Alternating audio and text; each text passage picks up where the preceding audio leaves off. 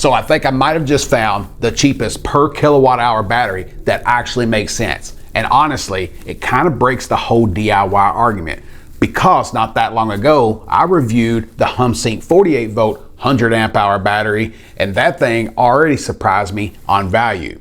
But this is a completely different level. This is a 48 volt 314 amp hour version, and right now it's setting at around $1,899. And if you use my code that I'll have in the description below, you can get it for even lower. Let me put this into perspective real quick. You're getting roughly 16 kilowatt hours in a single wall mounted battery for under $1,800 if you use that code. And that's insane, because normally to get this type of capacity at that price, you're either stocking multiple batteries, then having to buy additional wires to connect everything together, or you're going to be going full-blown DIY, buying cells, building packs, adding BMS, and hopefully everything balances correctly, and spending a ton of time doing it. But this right here, you literally take it out of the crate, mount it, connect it, and you're done.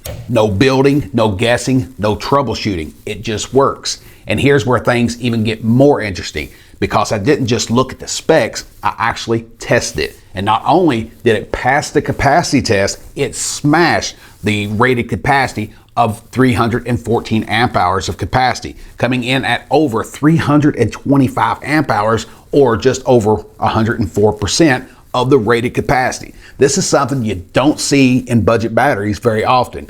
And what stood out to me wasn't just the total output, it was how stable the discharge curve was throughout the entire test. That's something that a lot of cheaper batteries struggle with. You'll see voltage sag, you'll see inconsistent output, or the BMS starts doing something weird under a load. But this one handled it very clean.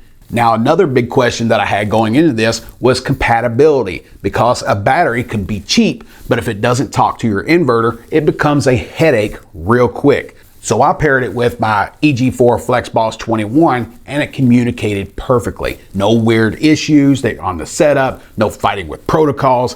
I just synced it up, clicked it in, and it worked like it should. And that's huge, because this battery is compatible with a wide range of popular inverters. So whether you're using the EG4 or something similar in the 48 volt ecosystem, you're not locked in to one setup. Now I want to show you something that honestly surprised me more than anything with this battery.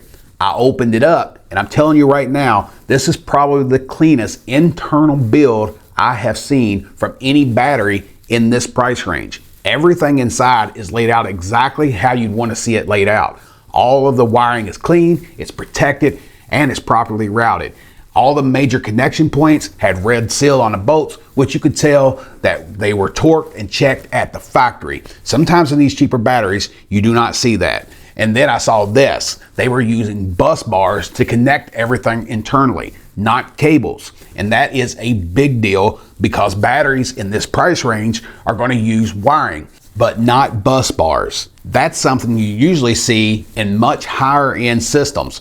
And here's why that matters. Bus bars have lower resistance than cables, which means less energy loss, less heat buildup, and also can handle higher current loads more efficiently. And long term, this is the part most people overlook, that they are more mechanically stable. Cables can flex, they can loosen over time and create inconsistent connections. Bus bars, they're rigid, they're solid, and create a much more reliable electrical path. So you end up with better efficiency and better thermal performance and better long-term reliability.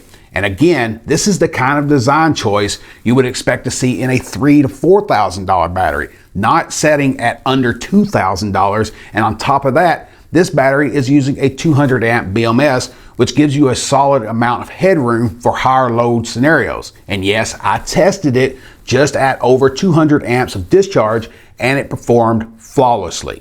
So internally, this thing is built way better than I expected it at this price point. Now let's talk about where this thing really disrupts the market, DIY market, because I know a lot of you love building your own battery banks, and I get it. I've done it too. But when you start to break down the numbers between buying your cells, BMS, enclosure, bus bars, the tools, and the time, This is coming in cheaper, and not just cheaper, simpler, cleaner, and honestly, more practical for most people. Now, that doesn't mean that the DIY market is dead.